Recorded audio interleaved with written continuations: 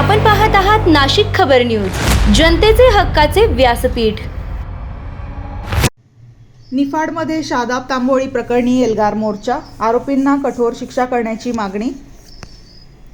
निफाड नाशिक जिल्ह्यातील निफाड तालुक्यातील उगाव परिसरात बेपत्ता झालेल्या युवकाचा मृतदेह आढळून आल्याने परिसरात संतापाची लाट उसळली आहे। शादाब रज्जाक तांबोळी वय अंदाजे 25 हा दिनांक 18 फेब्रुवारी रोजी उगाव येथून बेपत्ता झाला होता। कुटुंबियांनी सर्वत्र शोध घेतला, मात्र त्याचा काहीच ठावठिकाणा लागत नव्हता। काही दिवसांनी परसूल शिवारातील एका छोट्या पुलाखाली पाण्यात शादाबचा मृतदेह आढळून आला। ही माहिती समोर येताच उगाव व परिसरात खळबळ उडाली। पोलिसांनी घटनास्थळी धाव घेत पंचनामा करून मृतदेह शवविच्छेदनासाठी पाठवला। प्राथमिक तपासात मृत्यू संशयास्पद असल्याने घातपाताची शक्यता व्यक्त करण्यात येत आहे।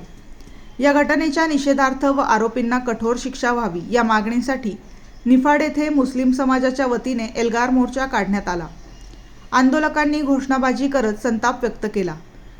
निफाड पोलीस ठाण्यात पोलीस निरीक्षक गुरव यांना निवेदन देण्यात आले। संबंधित आरोपींना तात्काळ अटक करून जलद गतीने तपास पूर्ण करावा अशी मागणी करण्यात आली।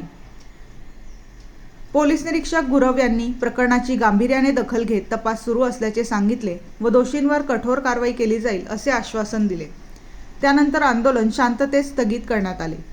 यावेळी ॲडव्होकेट तौसिफ मंसूरी, मिरानभाई पठाण, शहजादभाई पठाण, तन्वीरभाई तांबोळी, अब्दुलभाई शेख, बिलालभाई तांबोळी, वसीम तांबोळी, शादाब शेख, आसिफभाई मंसूरी, वाहिदभाई शेख, फकुबाई मणियार, आरिफ मंसूरी, तौसिफभाई राजे, तौसिफभाई शेख, सरवर मुलानी, युसुफ तांबोळी आदी उपस्थित होते।